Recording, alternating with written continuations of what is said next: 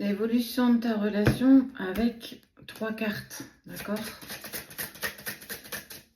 Non, pas aussi facile que ça. On va aller voir le passé, le présent, mais aussi le futur. Comment les choses se sont déroulées pour vous, comment elles se déroulent. Ok, je les garde celle-ci. Et comment ça va évoluer. Je sais pas pourquoi celle-ci était à l'envers. Allez, c'est parti.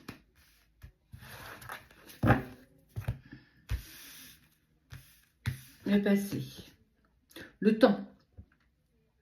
N'avez-vous peut-être pas laissé assez de temps justement pour apprendre à vous connaître? Est-ce que justement le fait que vous ayez eu des sentiments et des émotions très intenses, très fortes d'un coup, vous n'avez pas tenté d'accélérer les choses, d'emménager ou se présenter à vos familles respectives? On parle clairement de la notion de temps.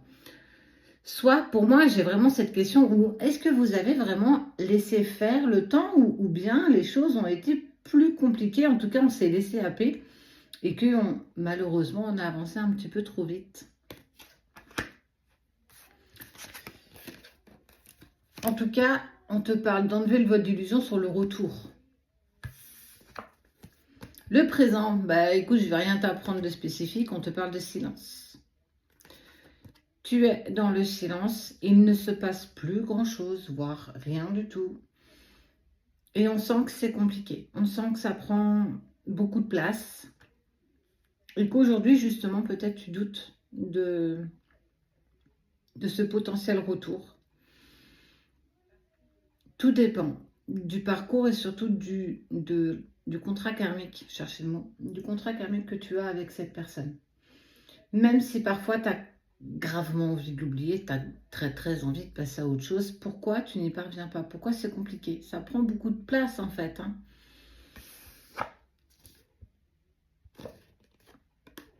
Et dans le futur, on parle de votre lumière. Vous n'avez, pour moi, pas assez pris de temps d'apprendre à vous connaître, vos envies respectives. Oui, ça a été très intense dès le début, donc on a voulu naturellement avancer ensemble, mais on voit bien que ça vous a joué des tours et que clairement, vous n'étiez simplement pas prêt, matériellement parlant, émotionnellement parlant, dans toutes les sphères en fait. Même si tout prenait sens, ça n'a pas réussi. Vous n'avez pas réussi à avancer. Et on parle de silence. Le silence s'est imposé à vous et forcément, vous êtes dans ce qu'on appelle la non-communication, plus de son, plus d'image. Et on parle bien quand même que par le futur, vous allez et tu vas toi-même aussi récupérer ta lumière. C'est jamais évident, c'est jamais facile. Parfois, on a l'impression d'avancer normalement et peut-être qu'avec le recul, on se dit ouais, on aurait peut-être dû patienter, on aurait peut-être dû apprendre encore plus à se connaître, mais surtout voir si on avait véritablement acté notre passé.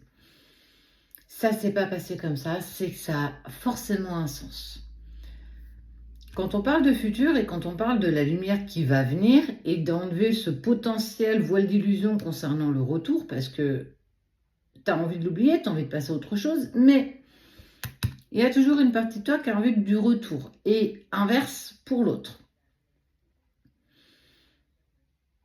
Vous avez appris des leçons, vous avez appris beaucoup de choses, vous avez appris que parfois ça ne sert à rien de mettre la charrue avant les bœufs pour avancer. Quoi qu'il en soit, quoi que tu puisses me dire, ça ne parlera pas pour tout le monde et je le dis régulièrement. Il faut que tout ça te serve de leçon. On te parle du retour, on te parle aussi d'enlever le voile d'illusion. C'est pas parce qu'aujourd'hui tu veux l'oublier que ça en sera demain. Mais en attendant, n'attends pas. Récupère ta lumière, justement. Parce que le retour, de toute façon, il est acté, il est marqué dans le marbre. Ça ne veut pas dire un retour et reprendre une relation, mais déjà un retour à ce que vous n'aviez plus, à ce que vous n'avez plus à la communication. Parce qu'on n'oublie pas que vous avez été trop vite et par le fait de vouloir brûler les étapes, vous n'avez pas réussi à avancer ensemble. Donc, il faut absolument que ça vous serve de leçon. Doucement, tranquille, même s'il y a encore des peurs et des doutes. vas-y en douceur.